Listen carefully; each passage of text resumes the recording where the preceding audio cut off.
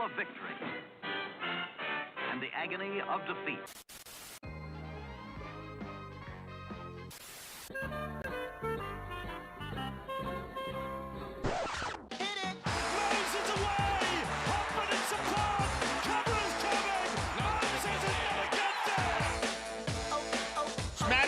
Great ball around the corner, Petticini. He beats them all. Junior Polar out wide, bumped away from Trindle. Sharks coming through. None of them can hold this. Well, good evening, ladies and gentlemen. Or maybe not quite a good evening the way things are going right now, but hello, one and all, to a Tuesday live stream for the Tip Sheet podcast. Let me just correct my good mate's nameplate over here.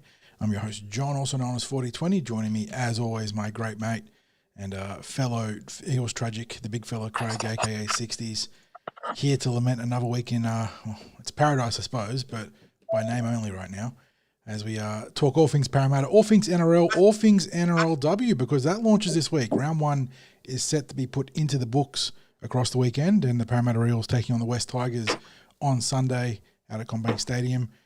And unfortunately, our girls very much under the same curse that is ailing our boys in terms of injuries right now, coming into the first game of the season, missing all their new recruits, essentially. We'll get to that lately, though. But big fella, a lot to talk about. New TV deal, State of Origin, Parramatta Eels missing out on another signing. Oof, we'll get to that. How you doing, mate? Yeah, when you put it all together like that, I should be saying I feel like shit, mate. But just a little bit. It's the lot for us as Eels supporters, isn't it? That this is just one of the horror years, the absolute horror years. They're dead set going to change Murphy's Law to Parramatta's Law at this point, because I know some of it's self-inflicted, a lot of it's self-inflicted, but anything that could have gone wrong has gone wrong at this point, and it is impressive. Yeah. Yeah, and look, we're probably playing a bit more of a patient game on the Cumberland throw, rather than going all in on what's going wrong. We're not going to ignore what's going wrong, but it's now's a tough time to be an Eels supporter. Now's a tough time to be an Eels player. As a matter of fact, maybe tougher, because I think it's always been tough times for a lot of Eels fans for a good part of 4 decades, but separates us from the rest of the NRL, I guess, or most of the rest of the NRL, because we're built a little bit different, I guess, as fans, one and all. To put up with our mob as much as we love them, they do know how to bust chops, I'll tell you what. Yeah, and I guess one of the reasons why we're going to try and be as positive as we can without, we're not going to ignore the elephant in the room, what's staring us straight in the face about where the Eels are at the moment. But it is Old Boys weekend this weekend, and we do want to celebrate Parramatta, celebrate those who've dug the well, get behind the former Eels players, get behind the current Eels players. But just before we do, John, shout out to everyone who's there with us live. I'll leave it to you in a moment just to shout out some of our people who have joined us there in live chat. A shout out, of course, to everyone who is listening or watching, regardless of whether you're in chat or not, and actually regardless whether you're doing it live or you're listening or watching on delay. All the same to us, doesn't it, mate? Exactly. Yeah, we truly appreciate that. Just like we do appreciate all the people that come into our live appearances in Parramatta Leagues Club, because seeing the faces of people, either the familiar faces of people that rock up there every week or the people that come in to introduce themselves to us and say g'day, we really do appreciate that support. Talking about support, of course, appreciate our sponsors, Star Partners Real Estate, Auburn, Narellan and Parramatta, Greg and the team at Star Partners, the OG of our sponsors. TCT basically wouldn't exist in its current form without Greg and Star Partners getting behind us right at the start. So we really appreciate that, Greg. Also, talking about enormous support. Parramatta Leagues Club, the home of the Eels. Not only their support of us as a website, but their allowing us the privilege of being the live match day hosts in Stirlows every home game. A true privilege and just an honour to be able to interview all the legends of the club live and make them available for you, the punters, to not just listen to them have a chat with us, but also to have a photo, a meet and greet, that sort of thing. So I'm hoping to have a bit of different news about this week, John, so just stand by. No matter what platform, of course, you're watching this on, give it a like and subscribe. And let's just let you know that yesterday John and I recorded a podcast with the one and only Andy Raymond, the multimedia personality in rugby league, the tragic Eels supporter. The poor man's probably lucky we're still not talking his ears off, to be honest. He was incredibly accommodating for us in terms of how long he let us yap about football, and there was some great stuff we talked about. Andy talking about his broadcasting career, Super League, obviously the Eels, Immortals, all sorts of topics, mate. It's a great listen. We're really looking forward to releasing it this week, and hopefully everyone enjoys it. Yeah, anyone who's familiar with Andy's podcast, Andy Raymond Unfiltered, Mm-hmm. you know how the players relate to him, the former players, the current players, the way they open up.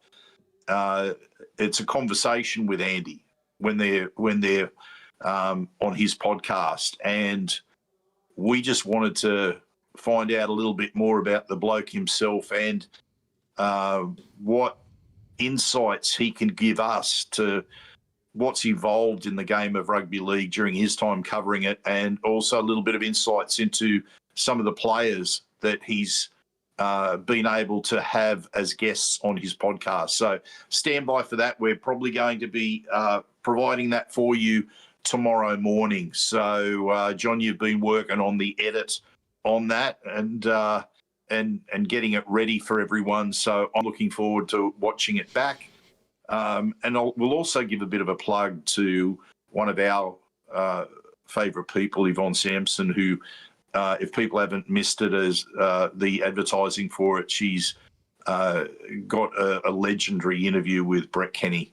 Yes, that is featuring on NRL on Fox. So obviously, as Eels supporters, make sure you catch that.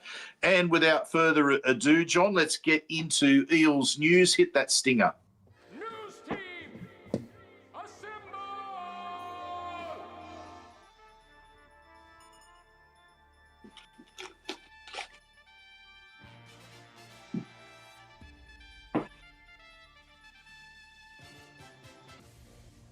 And John, we mentioned it before, but it is Old Boys Weekend for the Parramatta Eels. That means the former Parramatta players and officials, those who are part of the BGA, the Blue and Gold Alliance, will be having their reunion on Sunday. Starts early in the morning at Parramatta Leagues Club. But if you're around in the club, it's probably going to be your opportunity to maybe say g'day to some of these former players at the ground itself when they to rub shoulders with Parramatta royalty, aren't you? Yeah. Yes. And then later at the ground, they'll be doing a lap of honour so that you can acknowledge them with a round of applause as they go around the field. We're hoping that just like the 86 Premiership team, that the presence of the former players, those who, as I said, dug the well, will inspire the team to greater heights, much the same way as they were inspired to greater heights in that game against Canterbury at that 40-year anniversary celebration. So look out for the former players. A number of them will be wearing the BGA polos or jackets, so they'll be easy to identify, but a lot of them will probably be heading over in a group over to the stadium just before the first grade game starts to get ready. we should mention as well that it is the start of the NRLW season. So don't forget, and we'll talk about that in a bit more in a moment, but just wanted to mention that kicks off, the first game of the NRLW season kicks off at 11:50 a.m. So it all is a bit more of an early start at the stadium this week. And whether you're in the club beforehand, and we'll let you know more about the time that we're appearing in the club, or whether you're going to the ground for the NRLW, don't forget all of those early times. Okay, 11:50 a.m. for NRLW. John, a little bit of sad news. It feels like this year there's just been too many former players passing away, and the Eels unfortunately had to share the news of player number 193, Alan Elworthy, who was a player that the Eels recruited in some of their early years, 1960, 61. They got him from the bush. He was a centre, played for country seconds, and he passed away this week at the age of 90. So in a week where it is the Old Boys weekend, we send our condolences and our sympathies to the family and friends of Alan Elworthy. And unfortunately, John, this is another topic that you touched on in the preview, which is the Eels curse, the injuries. It's actually getting to ridiculous proportions. You sent a text to me about your against who you actually are. You're thinking, is it time to call in the witch doctor? Yeah, I'm probably the least superstitious fan you'll know, even in spite of all the different sports I follow. And we're getting to the point where you got to burn the sage, call a priest, call an exorcist, call a witch doctor, because there's something going on this year. Obviously we've gone on at length about what's happened to the NRL squad and the squads below that in the Cup and Flag, but to start round one of the season and you're missing your three big recruits, and I know Jayde Herdegen is not a high-profile recruit, but she is important depth in the halves. But then alongside that, Layne Morgan, our cross-crowed, big signature, and then our origin star and Keilee Joseph, all gone for what projects to be about half the season. If conventional injury returns for those various injuries are anything to go on, and it's pretty hard to stomach, Craig. It's ridiculous.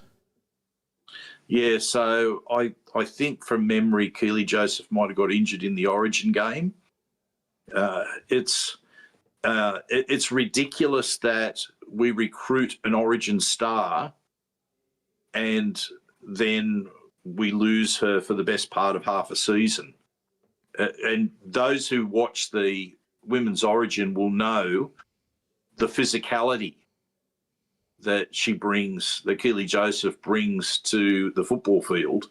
And that was something that was going to benefit the Eels immensely this year.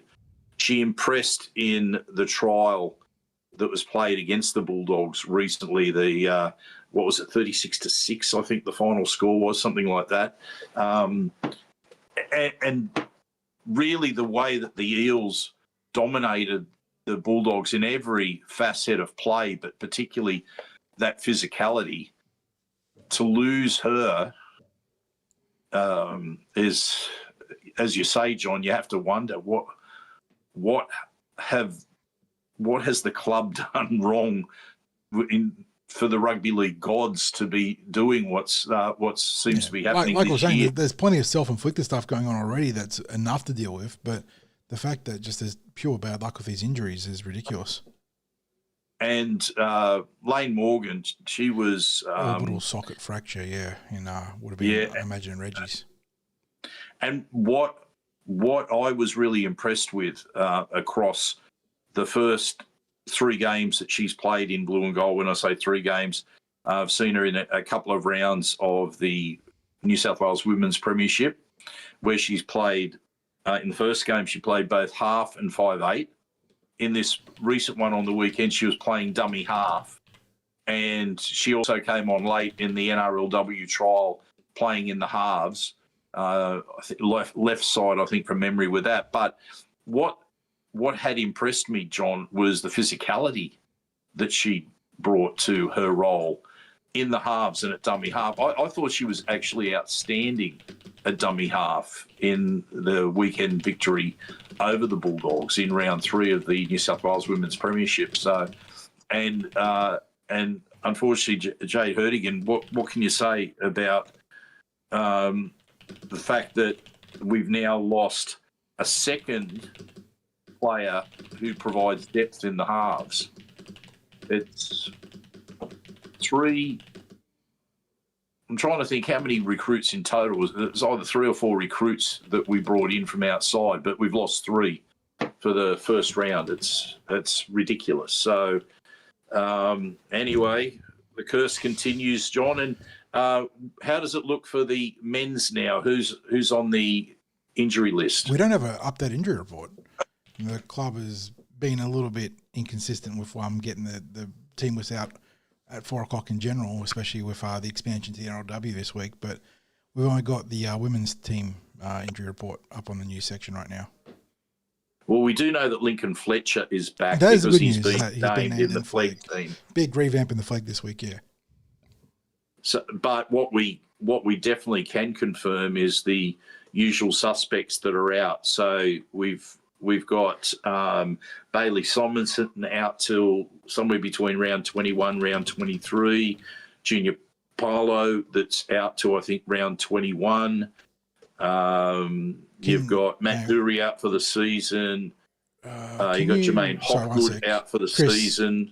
Is there? I can't see it on the news section, Chris. Where is it? Chris is saying there's an updated injury report, but I cannot see it in news. I don't know if you can link in chat, Chris, but if you can drop a link, maybe I can catch it. I'm not seeing an updated injury report. So unless you can just type who's on the injury report for me, because as far as I can see, there's no injury report on the page right now.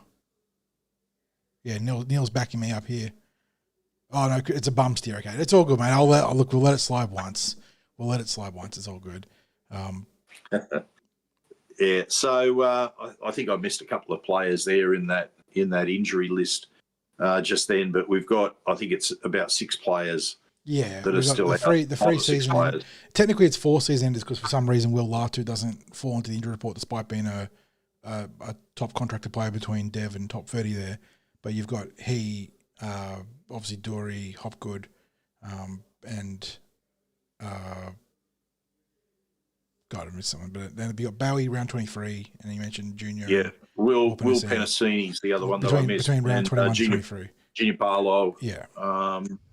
So yeah, and where is that? I don't have the this week. This week, Mitch Moses to Origin. So it's got to ridiculous proportions that, and we're on the verge of getting some players back. I hope saying that we're on the verge of getting players back is not the impetus to the footy gods to send further injuries our way. Let's very quickly, because there's 5 team lists to go through, John. Very quickly, we'll go through and maybe you can just point out who the key players are in each team, or any of the main changes or lack of changes to get through the 5 teams, because we will cover this in our preview pods on Thursday. Yeah. Look, unfortunately, it's pretty much a copy-paste job in the NRL. It's a bit disappointing, Craig, and I know that we've talked about how the resources down in Cup aren't doing great, but I thought they were improved on the weekend against Newcastle. They lost it late in the game on Friday night against the Knights in Tamworth, and that means that, like, ostensibly the only change this week is that Jonah Pezzett comes into the number 7 job for Mitchell Moses. No surprises there. That was always the plan for Pezzett to be the number 7 when Mitch was in Origin this year. And obviously there's been some other issues there that haven't seen that be fully realised. But beyond that, we continue to name the same starters that we know are going to go to the bench. That means Talon's in the starting role. Sam Tuivasa-Vaida's on the bench again this week despite starting last week. So I don't know if that's going to be flipped on the Sunday game against Manly. And the only changes in the team come in the extended roster with Twaddle, Smith and Matteelli named in reserves. But I was just saying in chat because Neil was asking about Neil and a couple of people asking about Riley's status in reserve grade. I mean, I think naming Riley on the extended roster is superfluous right now, Craig, because he is battling to play in Cup, not because of a lack of form or talent, but he is still clearly impacted by that sternum injury. He took a couple of shots in that game against Newcastle that left him on the ground for a good 2 minutes on each occasion, and he battled through it each time to get back up and continue to play the game and had a reasonable game in terms of his form. But you can't be carrying someone in first grade that's going to be on the ground for 2 minutes out of the defensive line with a sternum injury. So I'm not really sure what he's doing on the extended bench there. And that is no shot at Riley. That is just a reflection of how much he's trying to push with the injury right now to be available. But it does raise a question as to whether he'd just be better off being rested and trying to get that sternum back to 100% or close enough to 100%. John, I look at it this way. I think we've all known that Riley's battled not just the sternum injury, but a couple of other injuries early in the season. I think from memory, he had a calf issue at the end of the pre-season. But he's had a number of injuries this season. And in my mind, he's a player who defined the character. The 1%ers, exactly. The pressure on kickers, backing up, chasing breaks and whatnot. He did a lot of that work through last year and even into this year when he was even at least remotely healthy. That's definitely something that's been lacking, and it's not the sole remedy to this team's issues, but it certainly wouldn't hurt. Having Riley back even at 80%, right? Because we know that football players play through the season dinged up even if they're healthy. But he's if I had to put a number on his fitness, Craig, God, it'd be 50% maybe. Like he was battling for that sternum injury, and as much respect to him as it is, it also means that just how could you pick him for first grade right now, even though the Eels need someone like Riley in first grade? So I considered writing on this topic, John. It's unfortunately this has been a year where, for personal reasons, I just haven't had the time to get as much writing done. But I considered writing on the topic because of the fact that I thought I was reflecting on last year, because I almost feel like you could flip last year and this year around. Like this year might be more of what you could have expected last year, with the first year with a lot of changes to both coaching staff and the roster, players that are being moved out mid-season that we had last year. So we had disruptions for different reasons last year. And then, but last year what happened was the team built through the season and finished really strongly. So if I look at the two seasons, this year is probably more of what I expected last year. Last year was probably more of what you would have wanted for this year, with building into the season and getting stronger as the year went on, so showing evidence of growth. And I think that for varying factors, we're probably missing growth in some players, and that also has to do with them being still relative rookies and maybe a couple of them suffering from second-year syndrome as well. But when it came to Riley, I thought that Riley epitomised that fighting, the scrapping that the Eels would do, especially in that back end of the season where we were really fighting hard for close to the full game. We had a lot of trouble playing for 80 minutes early in the season, but we built and built and built. And I thought he was an integral part of that, John, that, as you mentioned, the 1%ers, he'd be the one that would put kick pressure on. He would be the one that would lead the line speed. He'd be the one that would be looking for a ball that would be thrown out the back, second phase play. He was ready to distribute it as soon as he got the ball. If a ball hit the ground, he was the one that was looking to dive on the ball to clean it up if it was our mistake, or to get possession if it was the opponent. He's the one that led a lot of the fitness work, both last season, last pre-season and this pre-season. To me, he epitomises the work ethic that the team displayed last year. And I think it's been a key element that's been missing. And I'm not suggesting that Riley being missing is 100% what's going on, but I think that's symptomatic of what we're missing. I think we're missing that intent to fight for key moments in games. And whether that's like the entire team or most of the team, it's still too many. It's too many, whether it's everyone or just a few players that don't appear to fight. If it's one or two, it's too many.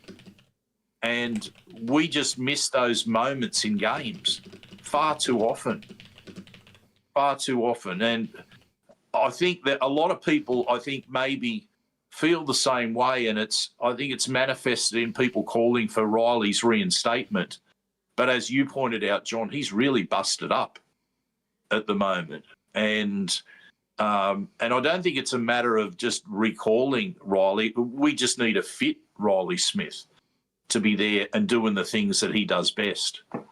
So, it's that pretty much sums up, I think, the where things are at for the NRL with the team list. John, what about the NRLW team list? We touched on the injuries.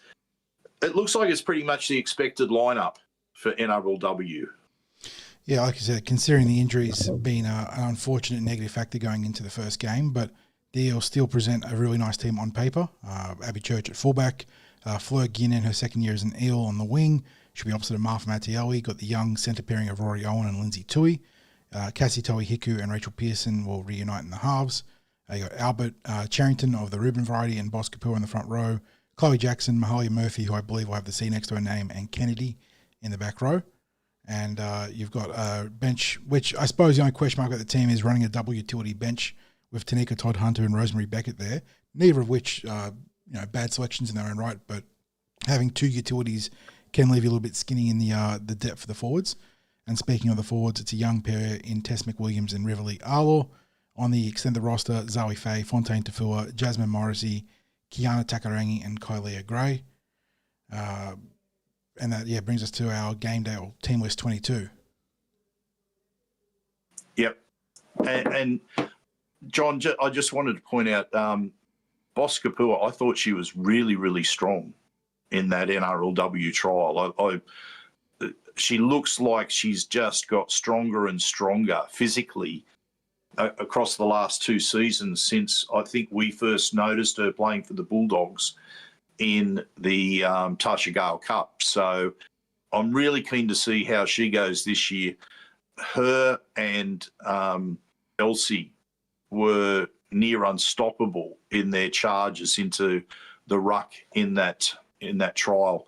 But let's push on because we've got 5 greys to quickly do a take on for the team list. So New South Wales Cup, John, a couple of forced changes with Pezzett going up to NRL, and I think then there was a positional swap as a result of that. But what's your main take on the New South Wales Cup?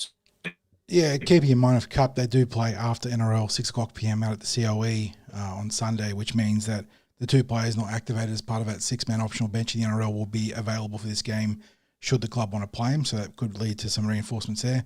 The big news, though, this week is that Ryder Talangi is scheduled to start in the front row, which is, I think, an important step forwards.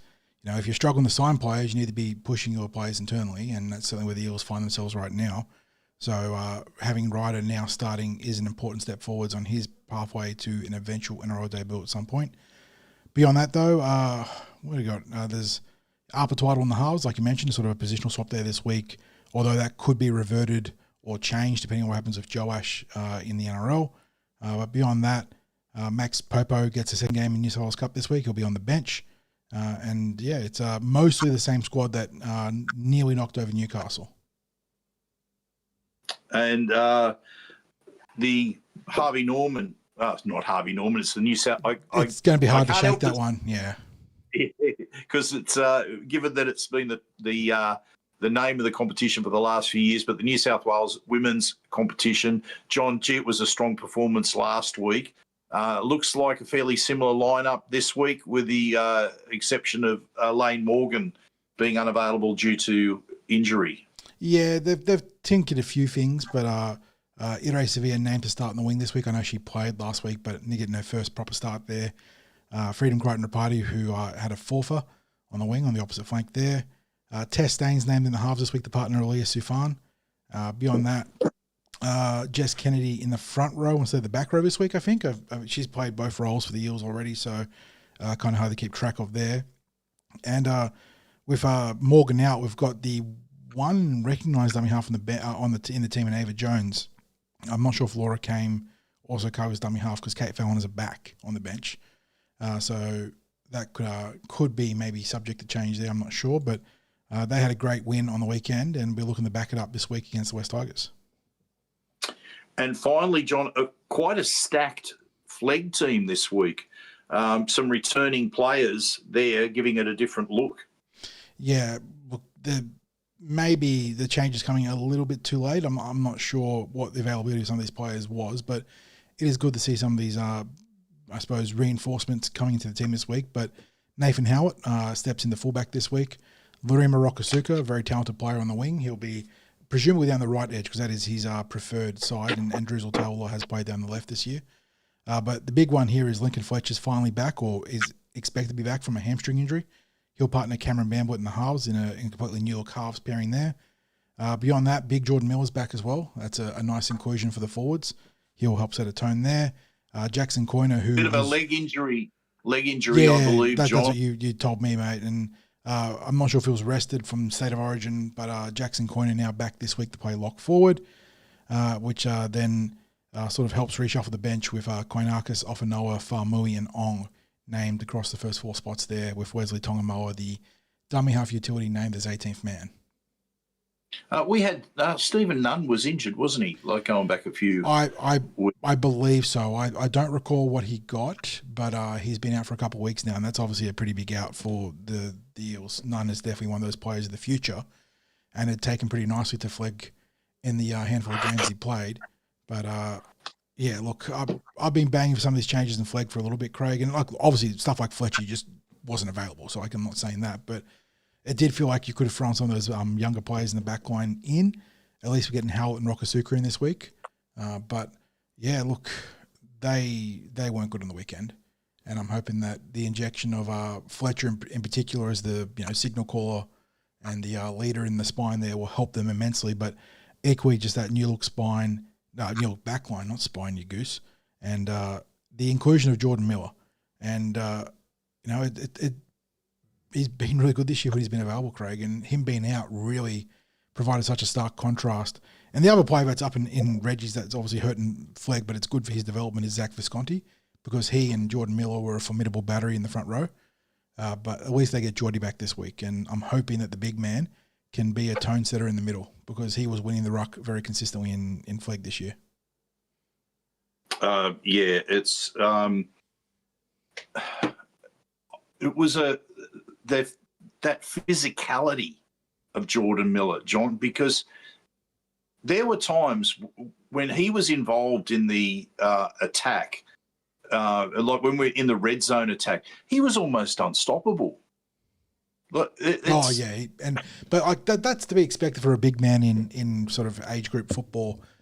What always impressed me this year was his work between the 20s, where he was really winning the ruck for the Eels, and I think that was really key in their early success. And again, you can't attribute too much success or failure to a single individual in a team, because where the Eels really let themselves down in the Flegg in the last month or so has been not dissimilar to the NRL. Their inability to execute several fundamental areas of football, both in holding on to the football primarily, and then also their defensive lapses. But Jordan Miller was a huge factor for them in winning the ruck. So, like you said, he was damn near automatic in the red zone, which is always a great asset to have for a weapon through the middle. But his work between the 20s was very, very good. At least defensively, it was very good. And defensively, you could see him trying, which I think is always the big key there for a young bloke developing. John, after we cover a couple of things with the Eels news, I'll also get you just to let me know who's in chat, and also any questions that people might have. So there's probably a bit of backtracking that you're having to do there. And definitely no frustrations from the fan base this week as we go for another week with all the issues that have been dogging the team for a while now. Look, let's rip the Band-Aid off with some final takes from last week. I'll kick things off, John, because I looked at last week and I thought a line was crossed with the team. I thought there were far too many players that just did not turn up. Maybe that's probably the wrong word with this. It's almost like it feels like they'd dialed out in a way, because it was, instead of those 1% plays that we talked about that were so valuable to us last year, it was a distinct lack of 1%ers, a distinct lack of focus. The ball being thrown away, like a 38% completion rate in the second half. And I know we're going over a little bit of territory that we talked about in the instant reaction, but I haven't got away from that feeling that was there from last week, that there's blokes there that just weren't focused like they should have been last week. And I know that the club's suffering from injury tolls and even some players that maybe are still playing a little bit busted. But, there were over 14,000 people that turned up in cold, wet conditions on a Thursday night last week. And I thought we deserved better. And regardless of what we are going to talk about when it comes to recruitment and retention and the strength of the roster, we expected better from the blokes that pull on the jersey. They just didn't deliver last week. And I can't shake away from that, because the sorts of things that were going on out there on the field just weren't anywhere near first grade standard. And I think Ryles articulated that as well in a very short presser after the game.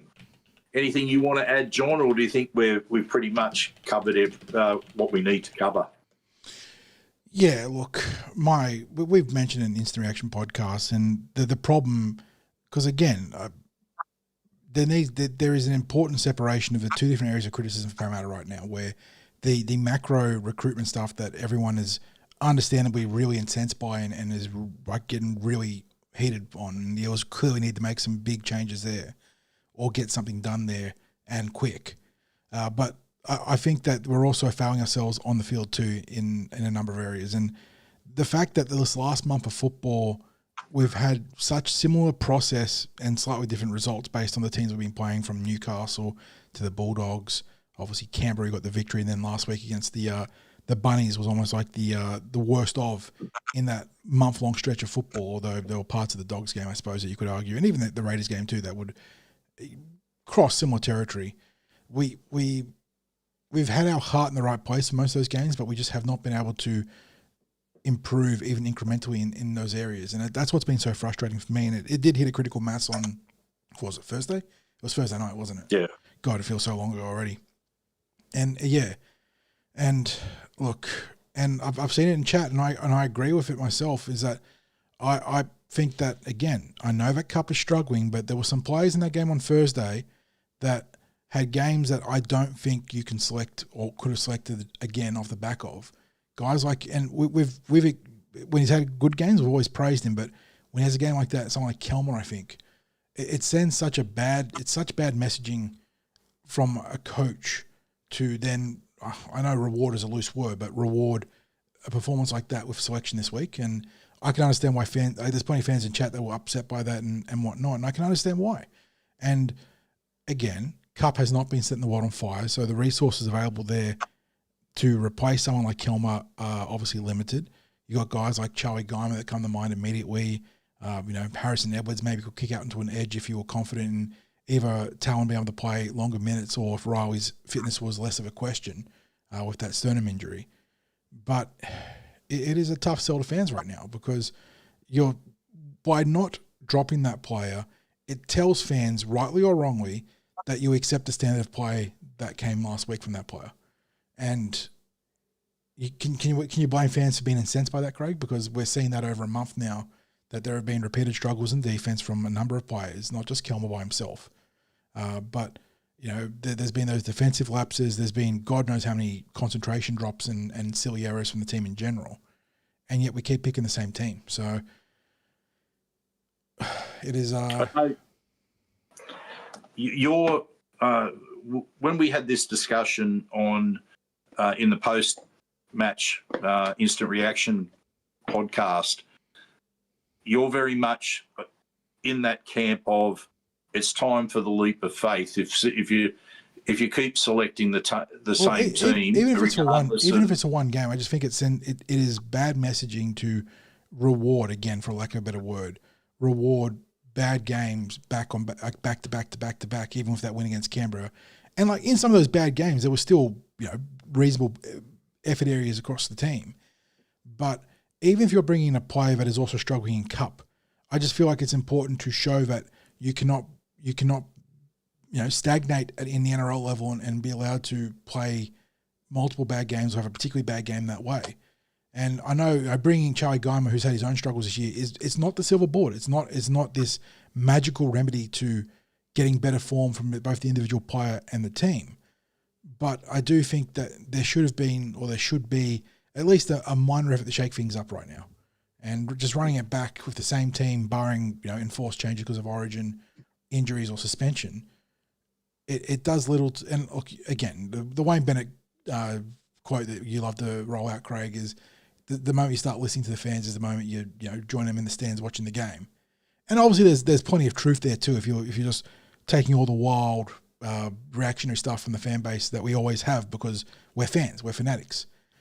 But right now, we're not even shuffling deck chairs on the Titanic. We're just standing on the deck waiting for it to go down, doing nothing. And I know that might not be the perfect analogy, but it just feels like that game against South Sydney, I think it broke a lot of people, Craig. Like obviously we're still persevering here, but I feel like that game broke a lot of the fans. And like we're talking about some like rusted on guys in chat and girls, sorry, and people across the wider fan base. Just it was a month of battling and scrapping and being so close to getting wins across the Newcastle game and the I was about to say Belmore game, the Canterbury game, and then you got that win against the Raiders, and you went backwards against South Sydney. Yeah. So, John, what I was going to say before when I talked about your thought that it's time for a leap of faith, and I was in the opposite camp because I was saying that if you've got a New South Wales Cup team that's performing like they are, I don't believe you should reward poor performance with an NRL jersey. And as much as there were players that weren't performing at NRL, I still couldn't reconcile handing an NRL jersey to a player in a team that's getting thumped on a weekly basis. However, now here's the however. I've been thinking about it a little bit more, and I think I've arrived at your camp, John, of time for a leap of faith. See, one of the concerns that I have right now is that we need something that's going to change what's happening across the grades. Because apart from last week with the New South Wales Cup side who fought against one of the top place teams in Newcastle in that New South Wales Cup, that was still an outlier game, right?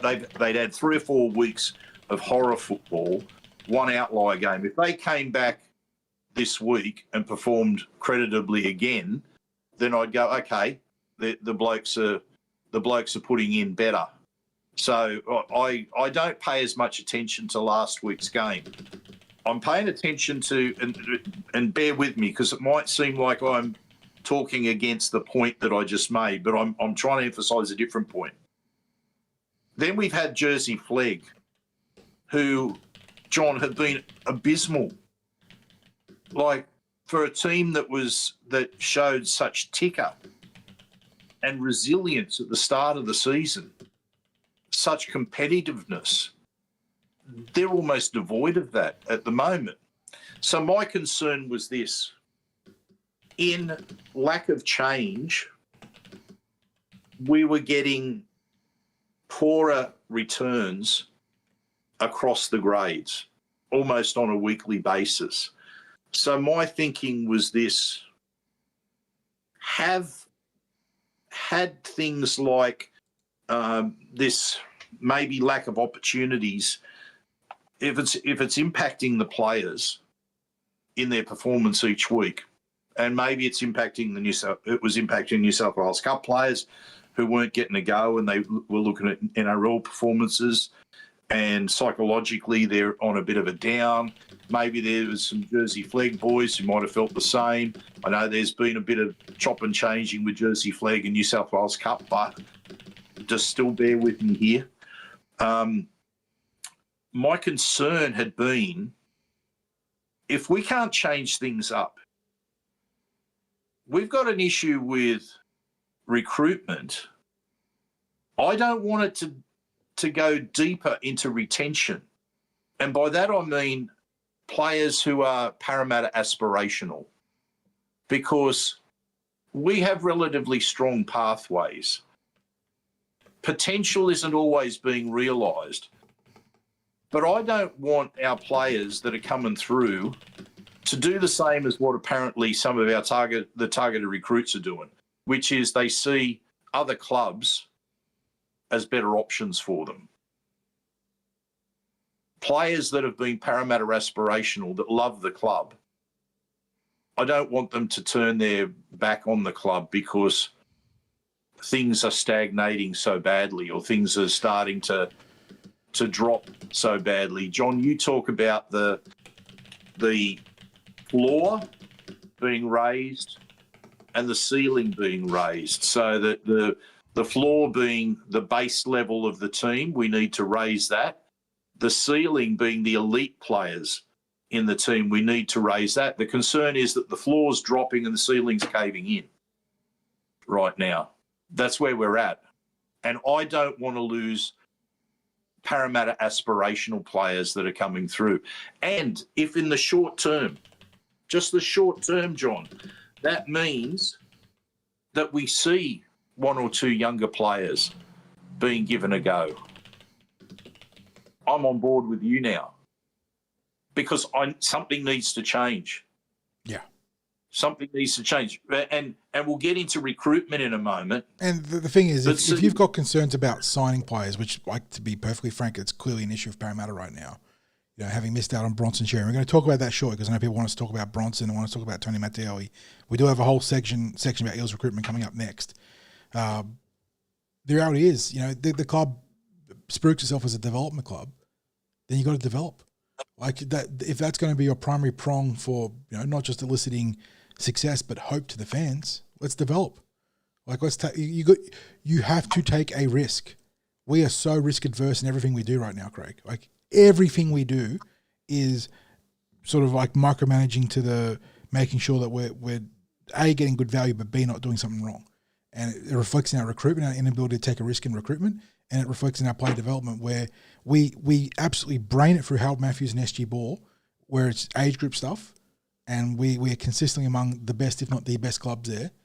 And then there is just a black hole right now between Flegg and Cup to the NRL. And we're calling on Ron Massey players instead of promoting junior players. I know that there is some conflictions or conflicting schedules availability for certain players because of school commitments and the balance between school and union that goes on there of the club. I understand that, as frustrating as it is. I would love to see a Cyrus Bloomfield right there, because that's the other thing I come back to. A player like Cyrus Bloomfield turning 19 this year, or turning 18 this year, 18 this year, first year SG Ball. It just feels like other clubs, there are 18 and 19-year-olds queued up to play in the back line at the NRL. Not necessarily first picks, but once they're a player or two deep, they can go and they'll go to a Dane Jennings at South Sydney, or some of a similar ilk at another club, and they'll give him a chance. And our guys aren't there, and I don't know why. John, it is. I can see what the thought processes have been, but last year, when Dylan Brown announced that he was moving on, and we got to halfway through the season, and the coach decided Dylan was not going to be part of the plans for the rest of the season, that he wouldn't be dropped to reserve grade. He wouldn't be asked to do that, but he'd just be named on the extended bench every week. And he ended up playing like the last game, and I think there might have been another game too where someone was injured. But the focus was put on, no, let's use the players that are going to be here next year. And maybe we're not in the position of being able to do that in every instance, because we've got a long list of players that aren't going to be there next year right now. And it's players that we know about, and it's probably some players that we don't know about. We know that Sean Russell is going to be gone. We know the male is very strong, that Dylan Walker's gone. We know that Tony Mattielli is gone. And the thing is that losing each of those players in a vacuum is completely understandable from the rigors of the salary cap. And even just on a pure talent evaluation, case-by-case basis. Sean Russell, good young player, would have liked to have kept him, got a great deal from the Bears. Tony Mattielli looks to have come good this year to some degree, but I'm a little bit more concerned about that one. But again, he's not this incredible player that you're losing. Dylan Walker, in the back end of his career, still got value, but got a 3-year deal, I believe, or has been offered a 3-year deal in the Super League. That's hard to match. Okay, fair enough. Losing each of those players, you can cop. But where's the replacements? Where's the succession plan? Where is the, this goes in, this goes out, so this comes in sort of, FIFO, or like the equivalent of FIFO for a shelf packer, but for rugby league. Like we're not doing that. That is the problem. Well, let's get to that in a moment, John, because that's part of the recruitment. I'm talking about like right now for the solution now to the team, because the recruitment's an issue that's going to be for next year and the year after and the year after that. But right now, in terms of the team selection, you want the leap of faith with some players. I've come on board and I've said, you know what, I agree with you. I think we have to start looking ahead, because a performance like last week does not... It lost some goodwill with supporters. You talked about, you touched on that before. I can absolutely vouch that I've been inundated. Yeah, like I said, it broke good DMs and loyal and fans. And people just saying, enough's enough. I'm sick of this. I'm not going to another game. I'm not investing my time in this team. And I can't blame any of them right now, Craig. I've not called out a single person for that, because it is John, so. I went down. I said last week, I went down this path a couple of times in the past for myself. I gave up my membership around 2004 because I'd had enough of Brian Smith coaching the team. So I reacted emotionally with that. I didn't want to have season tickets. I didn't want to go to the games anymore. Myself and my mate Rob, we still probably went on a weekly basis, but it was a case of we'd just get tickets for however many group of mates was going to the game, and didn't matter that we weren't in the same seat. We were hardly competing for prime seats in a lot of the years that followed. And then 2013, in that year with Ricky Stewart, when he kept saying that we had to expect floggings because he didn't have the players there. And I made this reference. I made a decision. If I've got a coach that's saying those things, I'm out. Yeah, exactly. I'm not going to invest my time. I'm not going to turn up. And I was saying to chat, Craig, when the coach doesn't believe we can win. I said the chat. I typed in chat before we went live that as bad as things are right now, because they're clearly not good, that we are still degrees away from not even like the 03-04 era, but like the Kearney-Stewart era, where things were truly diabolical. And I know that it's been 12, 13 years, so that does make some things fade or colour things a different way for fans. But I think it is easy to forget just how bad things were back then. Like, we're talking 2, should have been 3 wooden spoons in a row. A much worse state of the juniors, even though there was some talent coming through, it was way less consistent.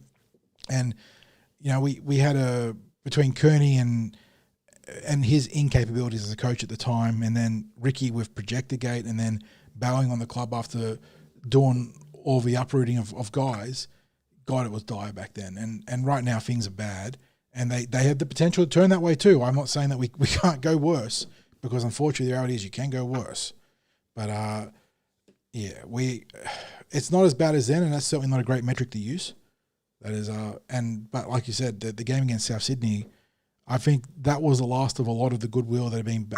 It's not even goodwill, but just the faith of a lot of fans that broke that game. It's John, can I just encourage people as well? Now that we'll have a bit of a chat about recruitment. There is a terrific article that's been written by Roly Poly that was published, I think, on Sunday, and it's looking at recruitment and recruitment processes and the way that the club could or should be selling what it means to be at the Parramatta Eels to players, both in terms of recruitment and retention. Please get on there and read that, because it's an incredibly intelligent article, really thought-provoking. I hope that there are people at the club who've read it in depth as well, because I think it's well worth a read. John, recruitment for us, we're looking for a light at the end of the tunnel. I said last week, and we should also mention at this point, it's highly apparent that we've had to upgrade a player into our top 30, that we haven't recruited a player into the top 30, because today is June 30. So it was the last day for the Eels to register their full top 30, and you can do it via recruitment, or you can do it via upgrades of someone that's inside the club at the moment. I would imagine that one of the development players has been upgraded to a top 30 deal. So we don't know who that is. There hasn't been anything that's been announced on the Eels website at the moment, but I would imagine that's been the process that we've gone through. I said last week that I didn't expect any recruitment announcements until later in the season. And of course, the social media was a buzz with news that Bronson Xerri was a strong likelihood of signing at the Eels, and the Eels were in talks with Spencer Layne, and were very, very hopeful that he would land out west for us. And what we found out since, of course, is that Bronson Xerri is off to the Storm, that he's chosen the Storm ahead of the Eels. Let's be perfectly frank. If you've got the Storm and the Eels chasing you as a player, if you're talking about anything that's remotely similar in money, and I would suggest that we probably would have had to have massively outbid the Storm to be able to get Bronson Xerri, and then it becomes a debate: how much money would Bronson Xerri have really been worth, and did we want him to be the landmark signing? Feels like that's the issue of every signing, though, isn't it? Like, yeah. Look, it is. But that one in itself is one that probably would have drawn divided opinion amongst fans. When we spoke the other day with someone who said that the concern, and okay, it was Terry, it was Andy Raymond when we were chatting off mic before we recorded, and I'm sure he doesn't mind us saying that what he would really hope that doesn't happen is that the Eels end up recruiting a player who is a good player, but maybe isn't in a position of need.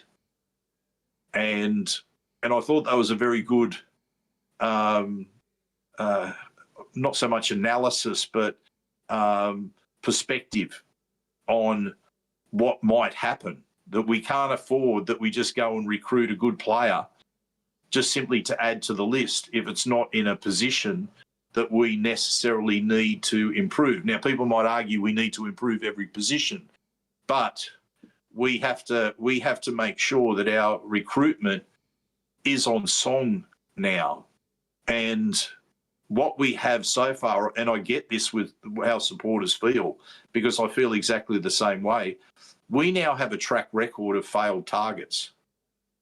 And we can look at every one of those targets and come up with the reason why we didn't get them, or why we didn't go all in a bit further on those targets.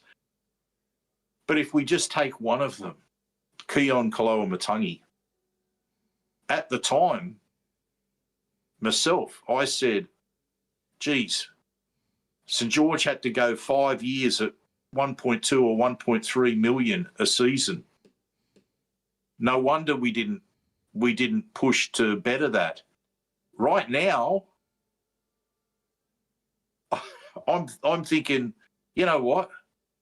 Maybe we should have done that, because I don't know whether we're necessarily going to get anyone that's the equivalent of him, and we might end up having to pay relatively more money for someone who's not a Keaon Koloamatangi.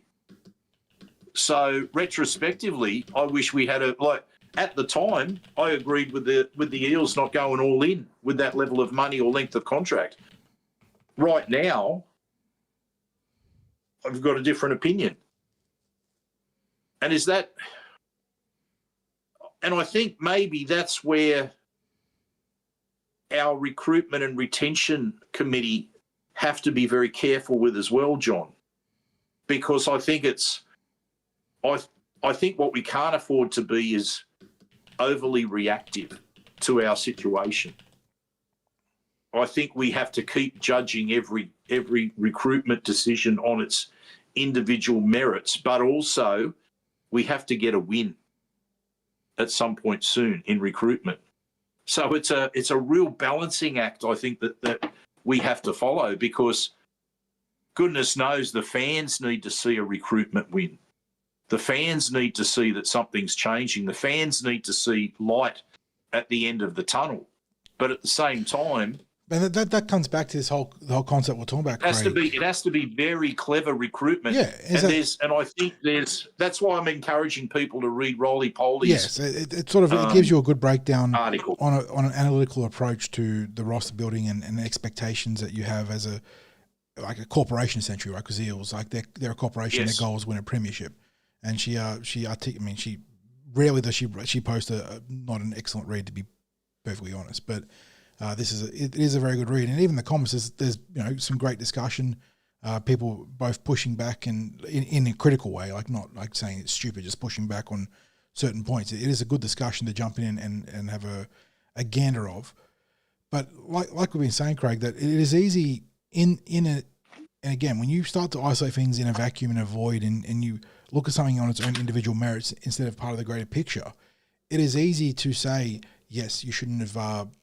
It was too much for Keaon, or you shouldn't have committed to Bronson Xerri because the Storm paid him in excess of $600,000 a season. So how much would we have had to have paid the premium for going to us instead of Melbourne? But on two fronts, I will push back against myself on that. In that, obviously, the bigger picture is there, and if you keep missing out on those guys and you keep sticking to your guns, but your guns clearly aren't calibrated correctly, well, then you've got to recalibrate, don't you? And the other thing that I'm pushing back on in general is that I just think that right now clubs, and this isn't just Parramatta, although it was clearly Parramatta of how risk adverse and how prudent, I suppose, we are of our offers. We're misreading the market. Teams are spending big. Look at Newcastle. They've spent big. They're keeping big. They are banking on that salary cap expansion, bowing out their cap management in a couple of years' time. which is part of the secondary part of the podcast. We do have the new TV deal to talk about. I think people in power are misreading what the market is now. Bronson Xerri getting 600 plus a season, like that is the new normal. That is Jake Averillo getting $700,000 from the Tigers. That is Bronson Xerri getting $600,000 plus from the Storm. You got to spend money. Once in a blue moon, the miracle mega value guy will come to you. You got to spend money. It's the old saying, you got to spend money to make money. You got to spend money to make progress in the NRL. And we are not doing it. And John, maybe this is a trend that's not reflected in some of the NRL data that's provided to clubs, because that's sort of like where things are at, not where things are heading. When they provide for clubs the list of the median salary, the top 5 salary, the median salary for each position across the NRL, where there's a lag, because the recruitment's going on now with what clubs are prepared to pay for players, and clearly that money is going up from what the money was. Everything that we're seeing, everything that we are seeing, at least as fans, is saying that there's been a massive recalibration of the market. You know, Keon gets 1.2. Yeah. I know it's all the Dragons, but they essentially spent 1.2, 900, 1 million on their 3 guys, which it lifts. You know, a rising tide lifts all boats, doesn't it, Craig? That is every other player manager, every other player saying, well, that's the new normal. Jake Averillo gets his $700,000. Xerri gets his $600,000. I mean, you name any profile sign in the last 12 months, and it would be for more than you'd expect it would have been just 12 months ago. It's like the housing market. If you don't buy now, you're paying another 15%, 20% next year. Yeah, but this is, as I said, this is where I also want the club to not be overly reactionary, because I don't want them to be so desperate to get a win that we sign someone that doesn't move the needle in the way that they should. I'm not asking them to go out and just sign some. No, I'm not suggesting that you are, John. Yeah. I'm just saying there is a mounting pressure Melbourne, on the club to get the win. Exactly, Melbourne. And I've communicated to the club as well that there is this mounting pressure, and I feel, and I am part of that mounting pressure. We need a win. We need a win on the recruitment front desperately, right? But you can't snap your fingers and have it happen. If you've got a target, I just think we have to very, very quickly review what we went through that hasn't worked with every one of those players. I'm not talking about that we do this big independent review or what have you. Those sorts of things can happen at season end, and those sorts of things are for boards to decide, right? What has to happen right now, however, is internally for that review to happen right at this moment, to go, what isn't working? What do we need to do? Is it a matter of recalibrating, as you've suggested, John, the market value of players? Is it a matter of changing our pitch to the players or the player agents? There has to be an answer that is both a short-term answer and a long-term answer here. We need a short-term answer right now, because we have to get recruits added for next year, and we have to be getting that work done now. Yeah. It's almost like this perfect storm where and it's amazing what a bad defeat can do to perception as well, because in the week that followed a bad defeat, where a lot of goodwill was lost because of on-field performance. And again, I think the perception, because this is my perception was there was something missing in the player effort last week, in the player performance. And then on the back of that, right? So you miss Bronson Xerri, you lose Tony Mattielli. Yeah. There's no June 30 signings. Like, It compounds and compounds and stacks. Yeah, and then you get all the fan unrest that comes as a result of the compounding negativity that's there, and we can choose to ignore the negativity, or we can acknowledge the negativity but still try to look at, well, what is the solution coming forward? That's why I suggest people have a read of Roly Poly's post, just as a perspective about, well, how you can change things without just being about the money. It's not saying that the club's doing a wonderful job. It's saying, well, look, is this the path that they're taking? Are we marketing ourselves the right way? And do we have the system set up, the right system set up? Because the RLPA, in their review of clubs, say Parramatta's one of the top 3 clubs when it comes to looking after players. So clearly something is preventing players from coming to the Eels, and it's not about how they'll be looked after at the club. It's maybe how their career might progress or not progress. It might be a little bit about the financial rewards, because those financial rewards come both immediate and then long term, because there's clubs that are pretty good at setting up players for their post-football careers. It's a matter of, are you going to make them better players, because that as well benefits their future earnings and future career. So there's a whole lot of stuff that's not directly the coin that they get now, but it might affect the coin that they get in the future. Are we taking care of that aspect of it as well? So there's a lot of different considerations that are there, and maybe, just maybe, that's something that the club might be able to talk to fans about, because at the very least, understand themselves and then talk to the fans about. So, John, you've touched on it. Tony Mattielli is in the departure lounge. Let's go through some of the players that we know are going. So we've got Sean Russell going. Bears. We've got going. Yep. We've got Brisbane. Dylan Walker going. Leeds. We've got Tony Mattielli Manly. confirmed to go. We've got Arpa Twiddle Bears. confirmed to go. We've got a bunch of players who are at the end of their contract that are probably unlikely to stay at the club,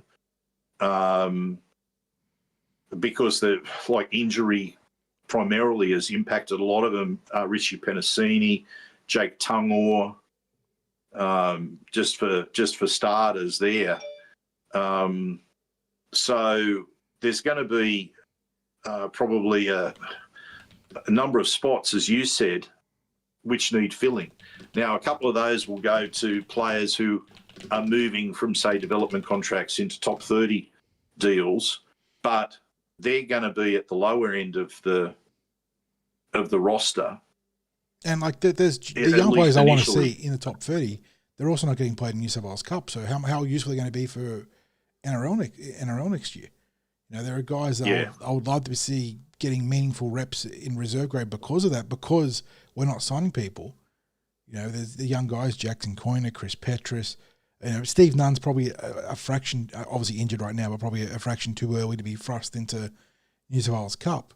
But there are guys there that we're going to have to, right now as it stands, we're clearly going to have to lean on them at some point. But as you were, Craig? I can look at all those players individually, and I think you mentioned this as well, John.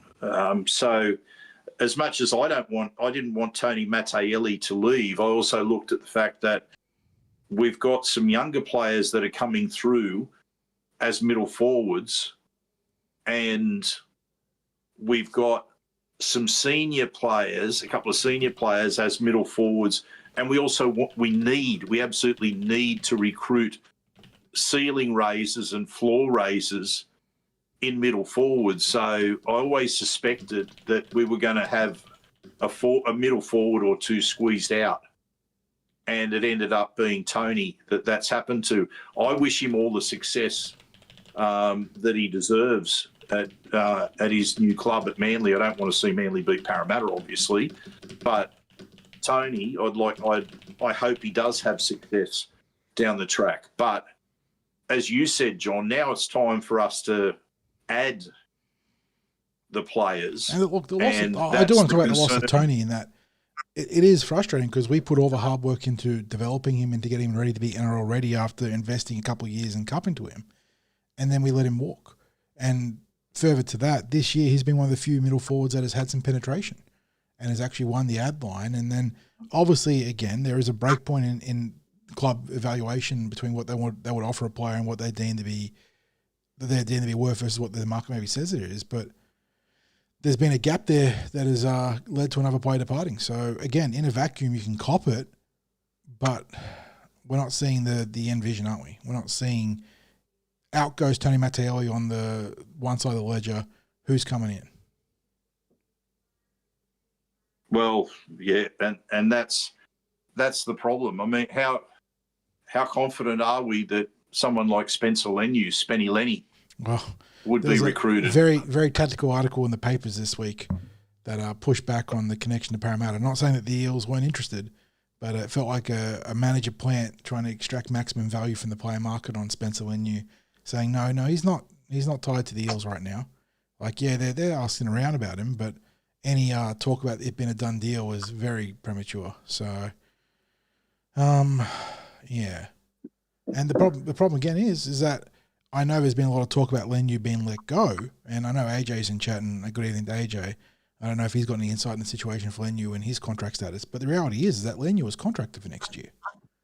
So yeah, that's not a 20. It might be a 2027 improvement, but you can't bank on it.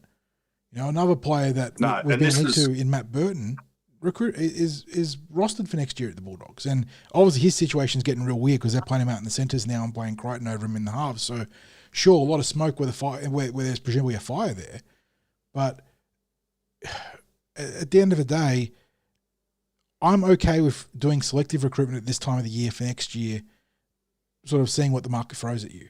But your recruitment for next year started 8 months ago, and we made no signings back then. We got Jayden Sewer at still a reasonable point in the season, I think, in terms of negotiations. And obviously that there was a play to try and get him across here in the middle of the season, but the Dragons pushed back on it, and that's completely fine. But this and then he got injured. And then he got injured. Like, then that's football, right? And thankfully it looks like he's on track. I know that people are concerned about the injuries, but he's going to be on track to have a full preseason. But you need to be doing your supplementary recruiting at this time of the year, not doing all your recruiting at this time of the year. And that's where we're at right now. And I'm always okay with leaving a spot open in the top 30 to try and get value out of the mid-season transfer market, but not the way we're doing it. Like, and I know there's always been pushback on that from fans in in chat and then on the blog as well. And it's always been a reasonable pushback. Like, it's clearly been a consistent strategy from us, and it's had some success. But yeah, the way we're approaching it. I'm always okay to zag when the rest of the competition is zigging if you can find untapped value in the market. But the way we're doing it is it's leading to a lot of self-inflicted wounds. And the fact that Averillo was there and we, by all reports, weren't interested, he was an unrestricted free agent for next year. He brings plenty of speed. He brings incredible versatility in the back line, and apparently we didn't have a crack at him. And I know $700,000 isn't cheap, but again, we're talking about, does there need to be a recalibration on player value from not just the Parramatta Eels, but a number of clubs? So, yeah. John, I'm going to come back again to where we're at right now and what we have to be careful about. You're correct in talking about all those players that are the targets that actually technically would not be available for the Eels until 2028. And this is why I said I didn't expect signings to start to come to fruition until the end of the season. It is incredibly unfair on fans to advocate for patience, but like you said, we've been saying that unfortunately the way things are shaping up is that 2028 is when the turn likely comes. Yes. And so my expectation then was that some of those might be able to start talking to us at the start of literally the start of the preseason, because that's what November is. And then you try to work for getting early releases and things like that. And depending on the club, that may well be possible. Someone like Matt Burton, for example, the Bulldogs have long been spoken about as trying to create a bit of cap space, and that if they've been willing to release him, it wouldn't just be for 2 years down the track. It might be for next year. But having said that, as you said, there's no guarantee that even if the player signs, that you get them for next year. And this is why I feel that no matter what happens in the way of recruitment, we're probably looking at things not seriously turning around till 2029, and that's the frustrating thing for me. Like, we might get some improvement in 2028. At this stage, until we land players, you look at our 2027 roster and you go, is our 2027 roster going to be better than our 2026 roster? Okay, you'll have potentially the players that have been injured for the season coming back in, but there's holes there in the roster that haven't been fixed. Yep. There are players who have disappeared from that from the roster, just in terms of numbers. So as things stand for Eels fans, we look at what the roster looks like for next year, and we go, well, it is actually stronger.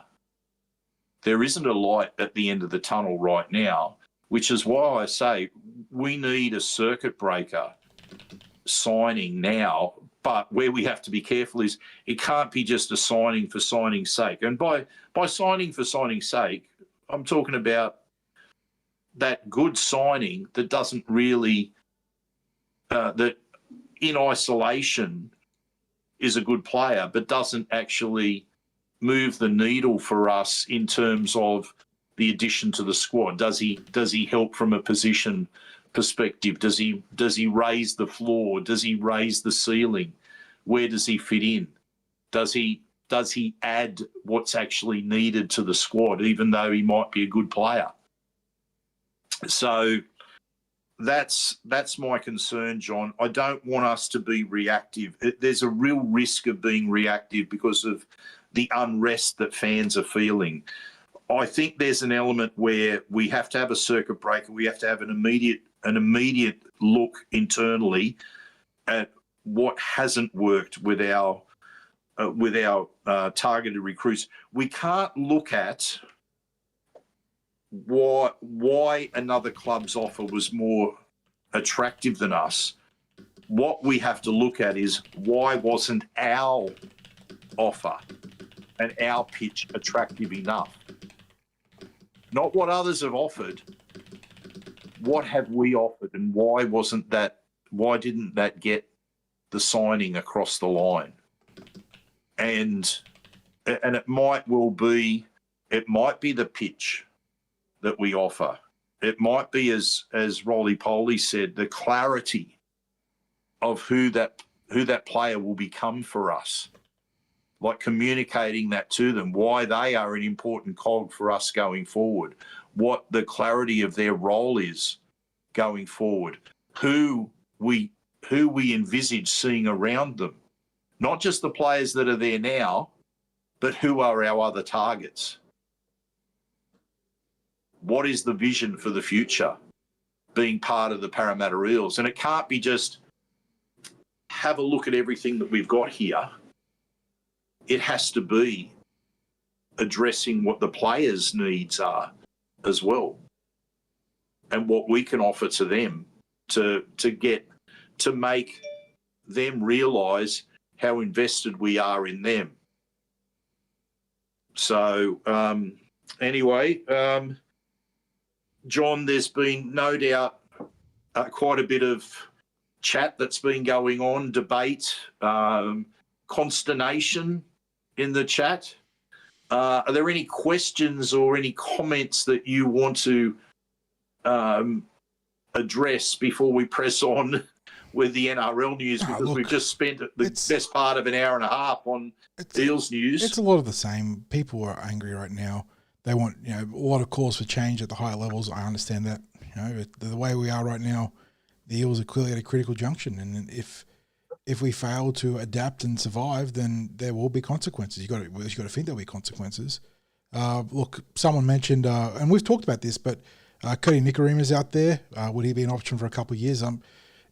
If the club is not confident in the timing windows of some of their young players coming through in the halves, I'm certainly all for Keilee Joseph as a really good stopgap solution. I know the Dolphins would like to retain him, but they've signed. Did you hear them? I mean, again, talking about the recalibration, did you hear the money that's been talked about for the English half they signed? That was a bit of a flop at Canberra. 800,000, wasn't it, George Williams? George Williams. Yeah, that's what I'm saying. Like the market is saying one thing and clubs are saying something else, or at least in their public facing, they're saying something else. George Williams, $800,000 was the number thrown around. I don't know if that was a bit of a pump up from the press, but hello, like, good Lord. So yeah, look, Keilee Joseph, I'm certainly for it. But yeah, look, like I said, it's just a lot of frustration in chat right now. And again, John, can I just speak to that? When you say if we don't have the faith in our younger ones, this is where we get this double-edged sword coming in. Where, as you say, how do we know what they're going to be like if we haven't tried them? Now we don't. We always have to be careful not to rush a player, and goodness knows maybe this isn't the best team or circumstance in which to offer a debut or have a look at a player that's in there. But even if it's only for a game or two, just to see where are they at is perhaps, because I think, like you said, we're going to have to make a call because what we have to be careful about, John, is we can't let concern about offending players who are there at the moment. Like you always hear across the NRL, a player is disgruntled because the club's gone in search of someone that's in the same position as them. And like, for example, the latest is that with the Broncos extending Ben Hunt, and then it's like, what does that mean? Does that mean they don't have faith in Jonah Pezzett? And maybe it doesn't, but maybe it's just, you know what, we have to look after the club and its stakeholders by shoring up a particular position. And if signing Keilee Joseph for a year or two gives us strength in the halves, should we let it worry us if it puts a nose out of joint of a younger player coming through? No. Like, this is where it's tough with supporters, right? Because I guarantee you that if we signed a 5'8", because think of Jonah Pezzett this year, right? There was a kerfuffle with fans saying, well, why are we signing Jonah Pezzett when we've got Lorenzo Talatona, we've got Joash Papali there ready to play, right?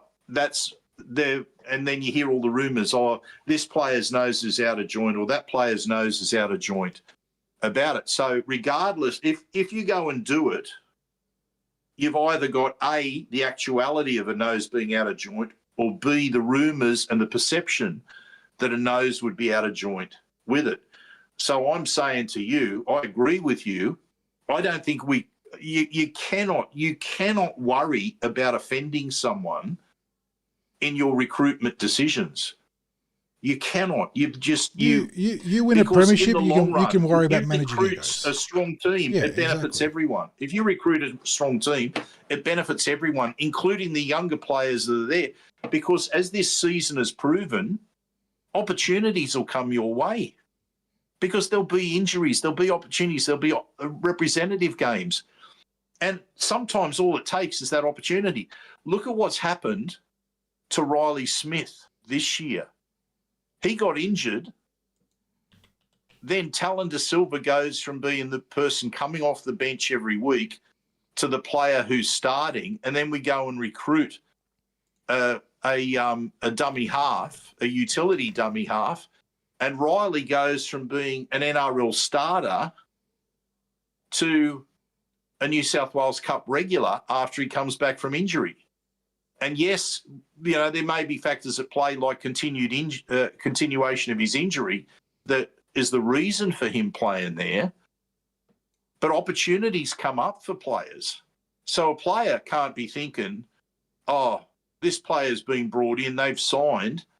This means they don't rate me, or I'm not going to get the same chance I thought I was going to get. Players have to back themselves, John. Players have to back themselves. The club has to go out and sign the best possible players they can, not worry about is this going to offend anyone or block someone. They just have to assemble the strongest possible side that they can and let things go, let things play out from there. Because I think everyone benefits from the strongest possible side, even those that think it's reduced their chances. Yeah, I agree. You worry about managing egos when you win a premiership. That's the privilege of winning a premiership, is that kind of thing. Yep, absolutely. Any questions there, John? Yeah, I mean, people are throwing out some guys like Artem Mariota. Who else I see in there? Tamari Martin was also mentioned as a possibility for helping fill out the top 30. Martin would be a pretty reasonable, backup utility through the spine. I wouldn't want him as a frontline guy, but I think there's definitely some value there. Not bad. I mean, I know in chat people saying that Mariota has run a bit hot and cold at Canberra. I think that's probably true. There's a reasonable play there. I'm not sure if he helps enough, but I mean, it's a first grade and we need those right now. The Storm. So he's therefore, John, a floor raiser for you. Close enough to, or at least a guy that wouldn't lower the floor any further. I think Sean Blaw's a bit overrated in the way the media talk about him, but he's another guy that's a pretty reasonable first grader. Apparently, he's on the outer at Melbourne. Right now, he looks like a pretty handy player. So there are guys out there to help fill out the squad. Can we get it done? I don't know. That's where we're at right now. Is there's a legitimate question mark about whether we can get it done, but there are guys out there. But like you said, there needs to be something for fans and soon. And there's a player that we'll talk about very shortly. I think two topics down on the run sheet that was brought up this today as age is a concern for this guy because it depends whether we get him for next year or 28. But there is maybe an alpha on the market that we could get not too far, just a tick down the M4. We'll get to that very shortly because you want to talk about David Riccio tonight on 360. Well, it relates to this perception as well. So tonight, Riccio came out and said that this season shows how much we're missing Zach Lomax on the wing. Now, are we just going to rewrite history? Yeah, to be fair, the panel called him out on this a bit. And Crawley, who's not my, as people who listen to this podcast know, is not my number one journo, actually took him to task on that, to be fair. What a stupid comment. He's saying they should have got... It ignores... All of history said that they should have got a player for him. What do you think they were trying to do out of Melbourne? Melbourne wanted the transfer fee, and the Eels tried to push for a player. The Eels haven't done much right this year, but they tried to do the right thing when it came to Zach Lomax. They tried to stand on business, and if you're going to give them lots of fails across the board this year, at least they stood up and did that one right, because the Storm didn't want to give a player. And at the end of the day, you can't coerce a player out of another club. They tried to. They tried to do good business there, and in the end, no one got Zach Lomax. And John, what it's also ignoring is Brian Kelly. So we brought Brian Kelly in at a fraction of the cost, and I would argue that his meters are probably far better than what Zach Lomax's meters were, that his errors after being a concern are far less than what Zach Lomax used to deliver, and he doesn't position himself as an outsider with the group. So, yeah, it's Yeah. rewriting. It's completely Brian Kelly has rewriting been history. It was been a fat W for the club. Again, been sparse W's for the club this year. But Kelly's been awesome. We talk about, replacing players in the aggregate when you lose a star, right, Craig, and how you can win without Mitchell Moses or without a Zach Lomax. We haven't even replaced him in the aggregate. Brian Kelly's been a 1-to-1 Lomax replacement, essentially, in terms of his production on the ground. He makes less errors per game than Zach Lomax did. And I know that part of that is Zach Lomax was always competing for a high or trying to compete for a high ball and get the tip back and whatnot. But Kelly is outperforming Lomax in a number of critical areas in terms of our production and KPIs. So we've reproduced him not in the aggregate, but in the value. So I'm not worried about that. Yeah. What Lomax obviously hurt us on was the inability to use that salary cap space at that time of the year. Now, whether the Eels would have used it effectively is obviously up for grabs now, given that we're doing the same thing this year and not going to the market when the players are there. But yeah, what an asinine comment from Riccio. Like, I don't know, it's designed to engage and spark this kind of discussion, saying what an idiot he is, but he is an idiot. And look, the panel caught him out on it, and I suppose well done to them because it's I don't know what do you want us to do? Yeah, I think in this instance he was maybe looking to throw extra shade at club management and whilst there might be areas where you want to actually have a shot at club management about, that is not. Talk about putting the cart before the horse. There is so much ammo to just shit on the Eels anyway in good, honest discussion right now. And instead he tries to play this big trump card. Here, Zach Lomax. That's where they really screwed up. Nah, there's like half a dozen other areas you could have ripped into us onto, but Zach Lomax wasn't one of them.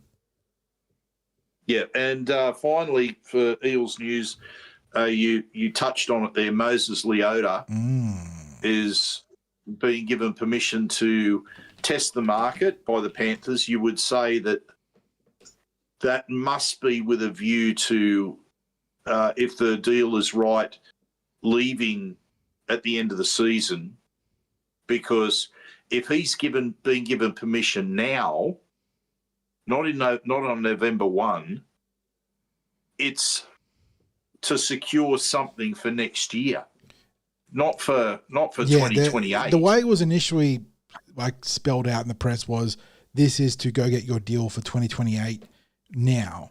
But then there were secondary reports saying, well, no, if he gets something, maybe he can go next year. And that is where the entire concept of negotiating with Leota hinges on mine, because he turns 31 20th of July, so just under a month.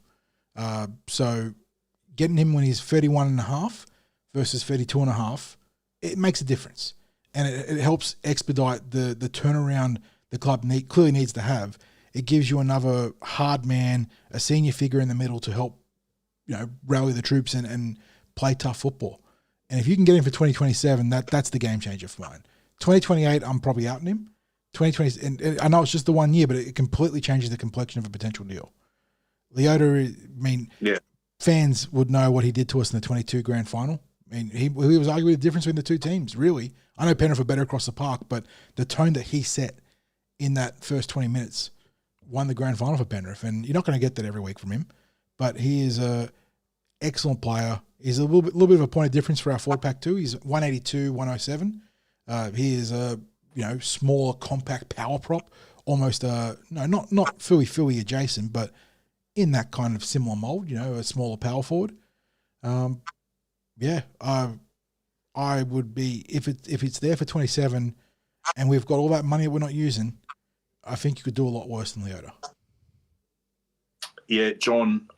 It smacks to me of his agent agitating to be able to get that early negotiation in so that he can find a contract that will go beyond. And he's probably one of those players that's taken reasonable unders to keep the dynasty together.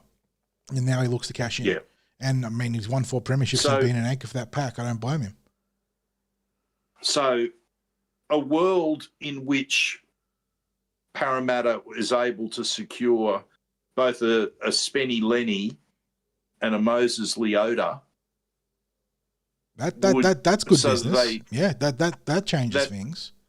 you throw in with those two, your Jayde and Sewer, and for a start with those two middles that you just mentioned, you've got an intimidation factor. Yeah, there's with an edge, those two, edge to your which forward is pack something that suddenly. is, Yeah. So that changes the dynamic of the Eels pack to something that probably lends itself to winning the collision, as BA used to say. He wanted teams to win the collision. Incidentally, he still says that over there with Leeds, and look where Leeds are sitting on the table in Super League. 27 tries in 15 games, 9 straight games scoring a try. Yes. Yeah, he's doing all right over there. Yeah, Good to see. It is certainly it's cruel watching the way that he dispenses of English defenders coming over to try and stop him at the line. There's almost a disdain to which he bumps them off or brushes them aside. But just getting back to it, if you've got those sorts of forwards that are there, and again, it's not going to bring in someone like Moses Leota for a couple of seasons is not going to deeply delay the development of some really key young players, middles that are coming through at the Eels. And we're talking about Ryder Talangi, we're talking about Stephen Nunn, we're talking about Jackson Coyner, like really elite young middle forwards that are coming through. If you've got them learning off those players, if you've got them maybe playing alongside those players when they're making a debut, that's what you need for the potential to be fulfilled with those younger players. So if I'm the Eels, John, I'm doing what I can to get Moses across the line, and whichever one of either he or Spenny Lenny that they could get across the line first, I'd be using that as part of the incentive with getting the other one,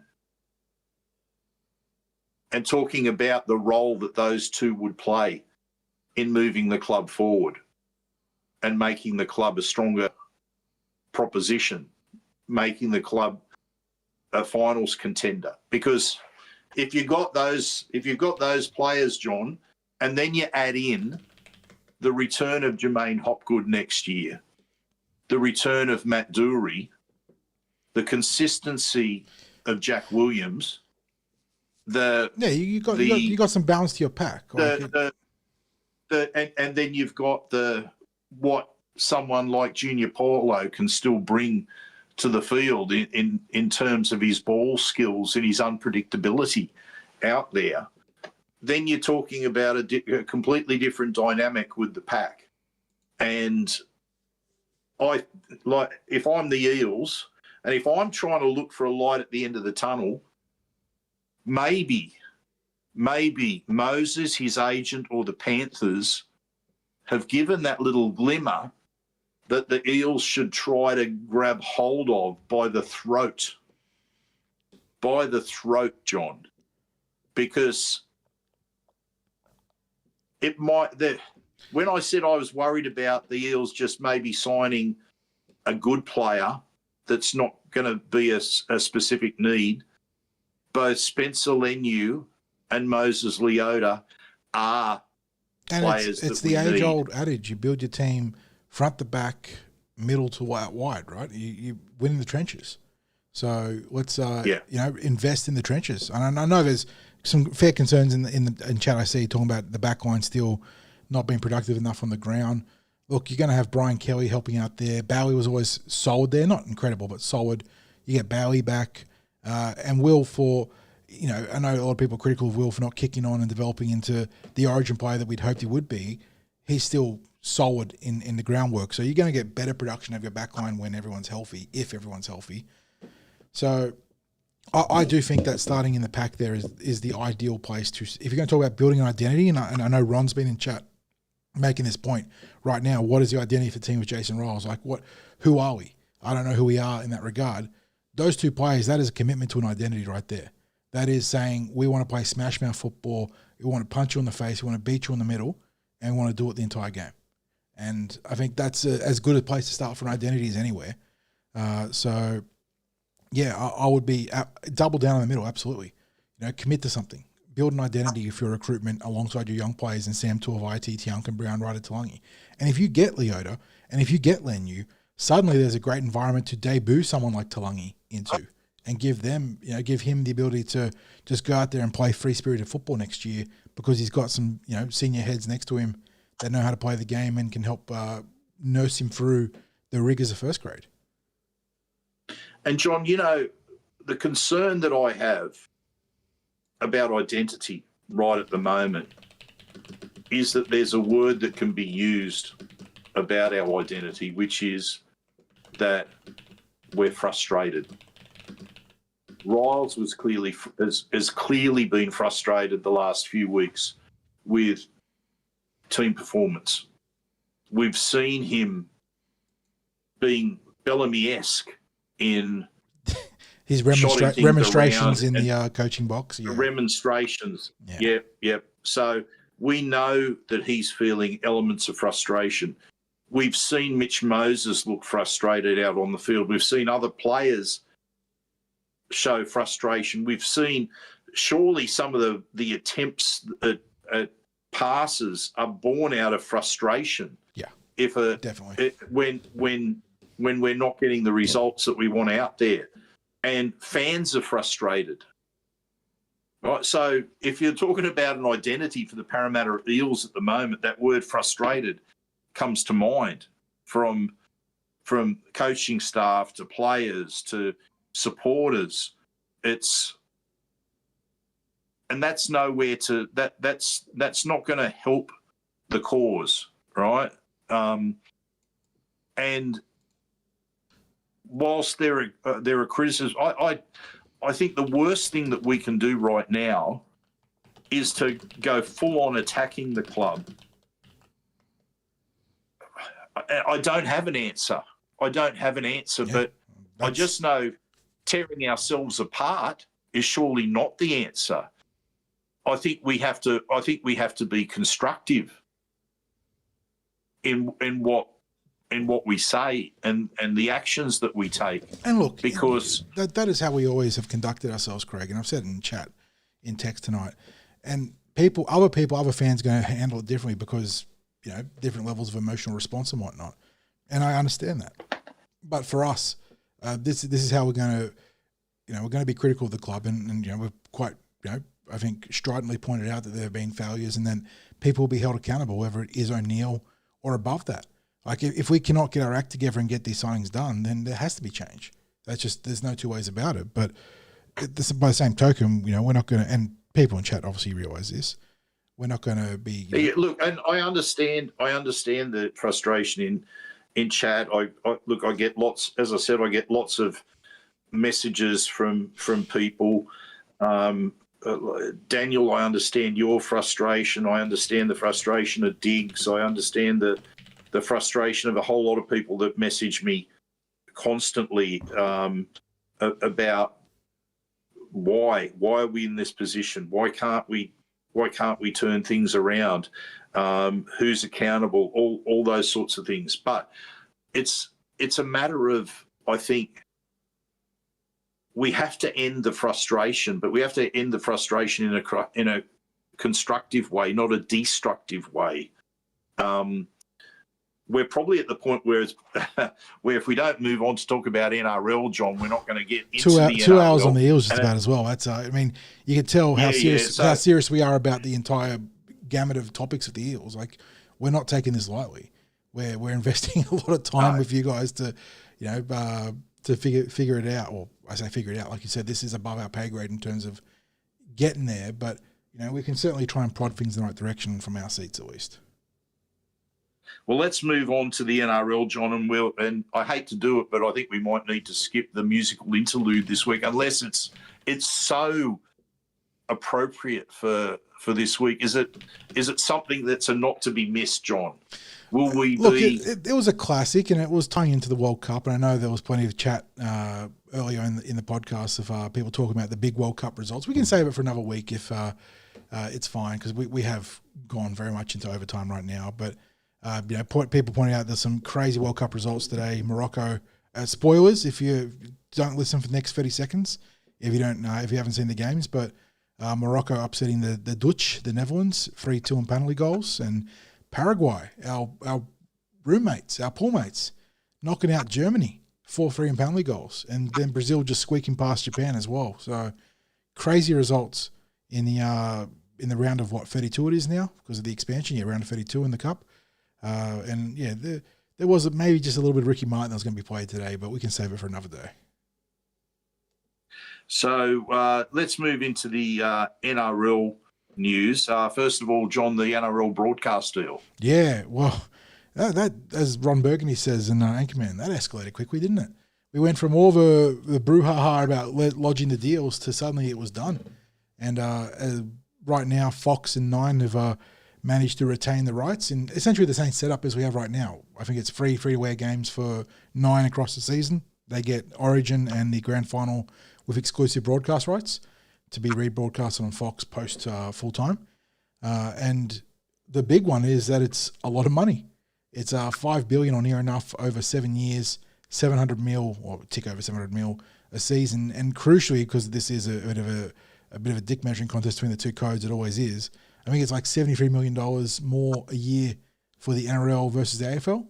So they get to, sleep at night knowing that they've gotten the better broadcasting deal, which again, that's not maybe trying to insult the code. They did well. It's a lot of money. There's already speculation that the salary cap in when is it due for an upgrade? 28, 29, thereabouts. They're talking $14 to $15 million as the baseline for the cap expansion, which again you can see that reflected in how some of these clubs are operating, Craig. Some of these long-term deals that are going to carry through into that upgraded cap and ease the cap pressure of signing someone like Dylan Brown for 10 years. So it's when does the AFL broadcast deal expire? Because they did theirs how long ago? So I'm just wondering. Theirs runs through to, again, this is AI off of Google, so bear that in mind, but they're saying it runs through to 2031. So ours is 7 years from now, which runs through to 2033. So there is a bit of a lag there that will help AFL reset and get a better deal in the last 2 years of our running deal. But it's a lot of money. It's a lot of money. Yeah, and you would think rightfully so, but geez, we have to stop tinkering with the product. That's all I'll say. I agree. I don't know what sort of years that's going to fall on in terms of the powers that be. But I tell you what, you're seeing a pushback from the players now. There is some change fatigue from the playing base and the RLPA and whatnot. They're, as much as fans are, I think they're starting to get tired of all the tinkering and the messing with the product on a year-to-year schedule. So, John, the next bit of news, of course, we touched on it before with the team list, but the NRLW season launches on Thursday night. That would be the only game. There wouldn't be an NRL game because it's a split round of Origin. Yeah, so Thursday because Friday's Rabbitohs Panthers, and then the NRLW is Sharks and Knights on Thursday. They get the primetime slot. Yeah. Yeah, so it's been getting better year on year, but they have that problem about the top two teams really dominating the competition in the Broncos and the Roosters. I think the Eels have a strong squad, but it really does.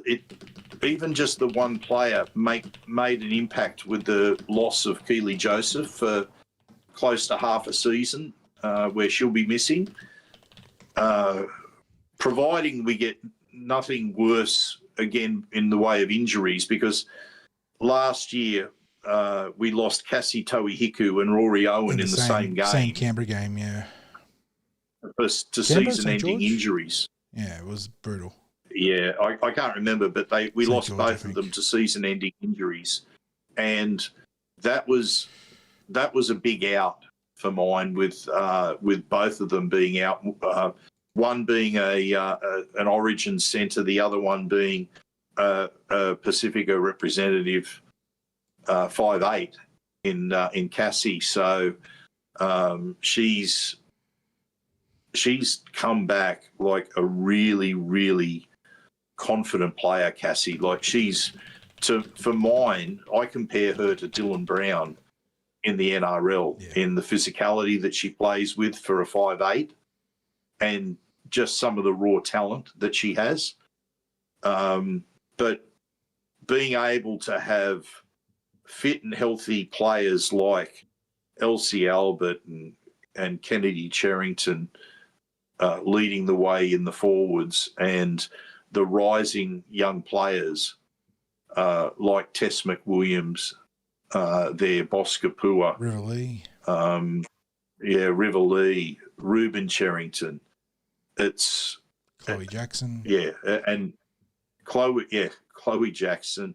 They can't even find a spot at the moment for Fontaine Tafunga there. And you've got all those younger players that have pushed up from, and this is, I guess, where it's an interesting contrast to the NRL, because last year, the players that went directly from Tarsha Gale to NRLW, like directly from Tarsha Gale to NRLW, and did quite well also. And the way that the younger players have also adapted from the age football of Tarsha Gale to the open age football of the New South Wales Women's Premiership. It's and maybe it's unfair to compare the pathways of the women's game to the men's game, because I would argue. Look, it's not one-to-one analogous, but they're being developed. The female players are coming through a more intensive pathway system now than they ever did. So it's arguable that they're A, stronger, and B, more skilled than those who've gone before them, because of the fact that they've come through pathways and gym programs and skills development.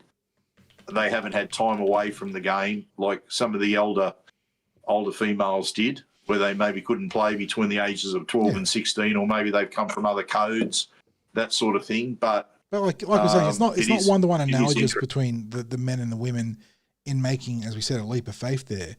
But maybe it is some, not empirical evidence, but some evidence suggesting that there is a time and a place to take a punt there and throw a young talent into a higher grade. And the Eels obviously doing that with some of their players in Ryder and whatnot, but as we went earlier in the podcast, maybe now is the time where they have to go above that and outside of their comfort zone, because clearly it is outside the comfort zone, because there's been a lot of talk from the coach and whatnot about being careful with these young players and not bringing them until they're ready.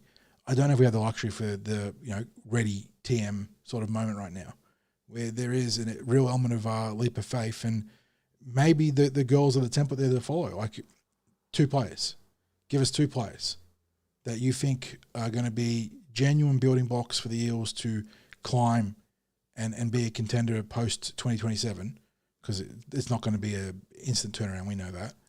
Now, is it Ryder Talangi? Is it Jackson Coyner? Like, Cyrus Bloomfield, who is way more of a long shot because of the circumstances with juggling his school stuff now. But I think maybe it's time.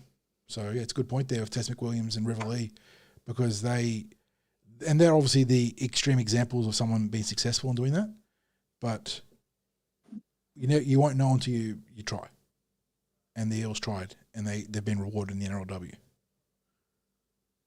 Yep, true. We've already mentioned Bronson Xerri to the Storm, they so also we'll skip over that. They picked up Warren Keilee as well, handy back rower for them as well. They were busy at the deadline. Didn't get Xerri for this year, though. That was the big one they were trying to land. Both the Eels and the Storm wanted him mid-season, but the Dogs have held on to him to continue to conduct their Frankensteinian backline experiments. But yeah, Frankenstein. Yeah, well, Steiny and Franken, bit of a. But yeah, obviously that's a good get for Melbourne. He's a quality player. And unfortunately, one of the Eels missed out on. But like you said, we've discussed that ad nauseum earlier in the podcast. Yeah. So finally, John, before you maybe look for anything that we've missed, Origin. We'll give our takes on what's likely to unfold tomorrow night. Yeah. Happy, unhappy about team changes for New South Wales. Tomorrow? It's next Wednesday, isn't it? Am I going crazy? Oh, sorry. Yeah. Yes, next Wednesday. Okay. I'm like, have I just lost a week of my life? Because like the way I am, it wouldn't surprise me. No, you haven't. Thank God. This is my life at the moment, John. I understand for you having a time lapse like that makes sense of all the stuff you're doing with, mate. For me, it's a bit more concerning that I would lose a week of my life. But again, it wouldn't surprise me. So Wednesday week, yes. Oh, okay, yeah. So we had big changes for the Blues, eh? They've sort of circled back to a lot of players they had in game one for the most part.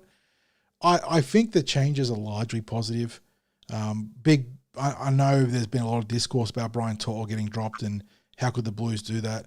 The reality is that as much of a beast as Brian's been for the entire Penrith dynasty, he's slowed down this year, and Queensland have done a great job of exploiting his defensive issues, at least under the high ball, in the head-to-head with Jojo Fafita. And they haven't helped him by picking bad centre pairings of him and not doing the defensive switch with a taller centre in the red zone. But Jack Bostock's just a straight-up upgrade there. Bostock's also a player of the future. Bostock's a player that a lot of Eels fans want to chase, and I don't blame him. Fantastic young centre come winger, or winger come centre. Bradman Best is back. Good player, but he always gets hurt, so he's got to hope he stays healthy. Crichton's back. They chose to stick with Mark Nwanga-Nitawaze, which I like Mark as a player. Again, it's a dubious selection on the basis of long-term projections because he's going back to rugby union, but he's a very good player. Yo is set his name to start at lock. There's a lot of speculation that Cam Murray's going to come in and start, and they'll either put Yo to prop or put him on the bench, which I think is a better configuration for New South Wales. Yo was awesome in the 24 series playing a streamlined prop role, and Cam Murray brings singular leg speed and footwork around the ruck that I was about to say the Eels, because the Eels could use a Cam Murray, but the Blues really need. The bench, Blake Browie is healthy. Him being back's good. Ola Kawatu, I know it's like he shouldn't have been dropped sort of thing. I'm whatever. He hasn't really, as great of a player as a club level, he hasn't quite dominated Origin yet, or come close to dominating Origin, so whatever. Radley being bumped to the 20th man is probably a good thing. I was a bit iffy on that selection the entire time. The one thing that really grinds my gears, and I want to stress that he is not immune from criticism because his game 2 was certainly not his best, and he backed it up with a pretty dud game in his milestone 250th in Mitchell Moses. I am completely fine with people in the media criticising Mitchell Moses for those performances, Craig. What really grinds my gears to do with Peter Griffin is the fact that the entire conversation has been focused on the fact that Moses' spot is up for grabs for Ethan Strange, or if he was available, I imagine Katoa as well, but he dislocated his wrist. His mate in the halves is dead set made of Teflon, because Nathan Cleary can do no wrong, even when he does wrong. Both those halves should be right in the crosshairs right now, and both those halves should be having their spots up for genuine criticism. The difference is that one of those halves has carried New South Wales to an Origin Series win. The other one has had 20 games and hasn't been able to do it. And yet only Mitchell Moses, in a game where both of them struggled in game 2 in Melbourne, they were both terrible. But if anything, Cleary was worse than Moses, because while they both missed a stack of tackles, Mitchell's left side didn't leak any points. The right side leaked all the points. And only Moses has been subject to the criticism of whether Ethan Strange should come into the team to start. This is everything that is wrong with the New South Wales process, is that we will lock in on the one player, make him a scapegoat, and that's going to fix everything. When the reality is that we've had a Mitchell Pearce, we've had a Nathan Cleary, we've had any number of players that don't perform at this level. And again, stressing that Nathan Cleary is the undisputed, best modern all-time club level player we've ever seen. but he has not been able to produce at Origin, and he is immune from criticism. And again, Moses should not be immune from the criticism this week. And if he was replaced by Ethan Strange, fair enough. But the conversation should be around both those players being potentially replaced, not one of them. And it's just the there's New South Wales in a nutshell, and there's why the entire persistence of New South Wales don't get Origin exists, because they don't get Origin like that. And I think we've got a mix of changes. Some have come back in off injury. Incidentally, can I just repeat that we didn't discuss him in potential Eels recruitment, but if we had any chance of securing Isaiah Yeo, that would be something that I would hope that the Eels would be prepared to go all in on as well, because I think you solve some leadership issues as well with someone like Isaiah Yeo. Age is a little bit more of a concern with Yeo. Well, Isaiah, yeah. Oh my God, I'm terrible. Isaiah Yeo, what is he? He's he's turning 32 in November. If you got him for next year, I'd be okay with that. That's what I'd be talking about. Is given his years of service. Yeah, I mean, if you get him next year, I agree. Like, I'm not going to complain. That's a leader right there. That's a guy that you can, transition his game to be as needed, to be more hands-on, less hands-on, more ball playing, less ball playing, depending on what the team needs. But yes, if he is available, because Penrith are facing a bit of a reset, then 100%. Yeah. So, John, some changes because players coming back from injury, some changes due to form or perceived weaknesses that the Queenslanders might have exploited. So we get the changes coming in there. There's an element of my thinking where, I don't know, it feels like a little bit too many changes. It feels very reactionary, and I don't know if the changes are in all of the right spots where they need to be, because like you intimated, the discussion around the halves maybe needed to be stronger. I think we have seen a bit of a change with the dummy half, but even the conversation around Robson was so toxic. It wasn't his fault that Laurie Daly played him for 80 minutes. He was fine for 50 minutes until the fatigue set in. Laurie picked Api Coruscant, which I didn't think was the right pick there, and then didn't play him.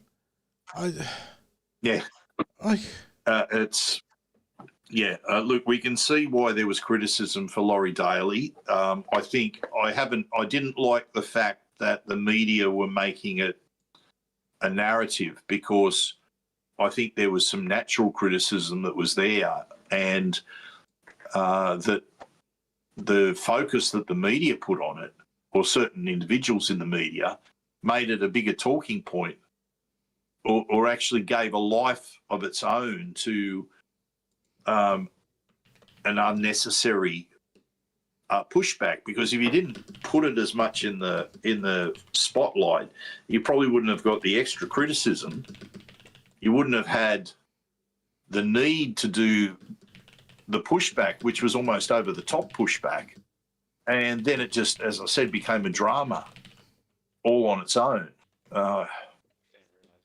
Anyway, it is as it is. Long-term prediction, John, I say Queensland get the job done up there in Queensland. Mitch got it done. Mitch got it done when he was the man alongside Jerome Luai. He is not the man in this configuration of the Blues. He'll be playing second fiddle to, and look, he's got his own form issues too. But the way New South Wales is set up, it doesn't benefit either half, even considering that Cleary has had his consistent struggles at Origin level. So, John, unless we've got any really pertinent questions or people that would really like something addressed before we wrap this up, I think it might be time to... Yeah, we've been yapping and yammering for a long time.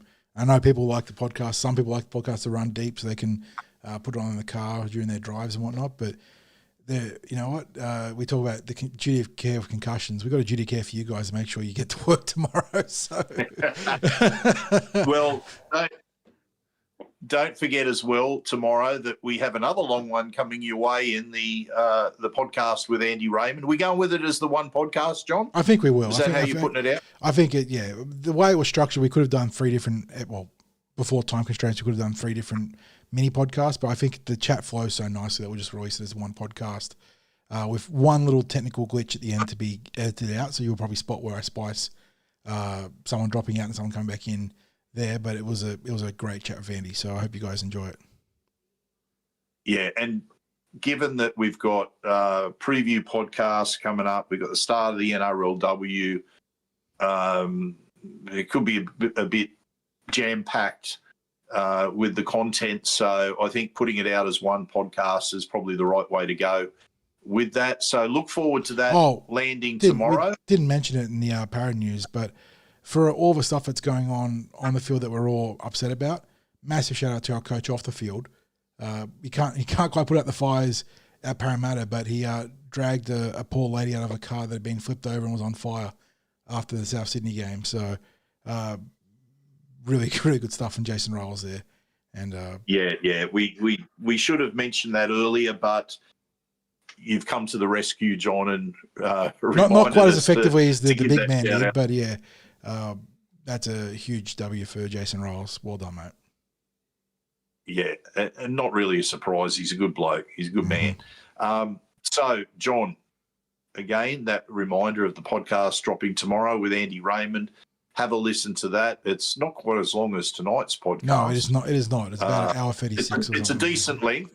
Yeah. It's a decent length, and there are break points because we do break it up into segments there and announce what each part of it's about. Starts off with Andy's background into the media and his love of the Eels and rugby league, into his thoughts on the game and broadcasting, and then the final part is questions about his Andy Raymond Unfiltered podcast. So it's in 3 segments, so you can choose to break it up in that regard. Thank you to everyone that's been here tonight, especially those that have lasted through all the live 2 hours segments. Thank you to thank you to the people who've been sending me text messages. I'm sure you understand that it's a bit hard for me to answer text messages and stay focused on the podcast as it is unfolding. Thank you to our sponsors, Star Partners Real Estate, Auburn, Narellan and Parramatta, and of course the home of the Eels, Parramatta Leagues Club. Hopefully we can give you some details on maybe something a little bit different that might be happening with our appearance in the club this week. We're working on something to try and bring to you, and if that does happen, it'll be quite exciting for us. John, even in these tough times, I've still got to say it, go you mighty Eels, especially you NRLW Eels as well. Parramatta proud. Thanks, John.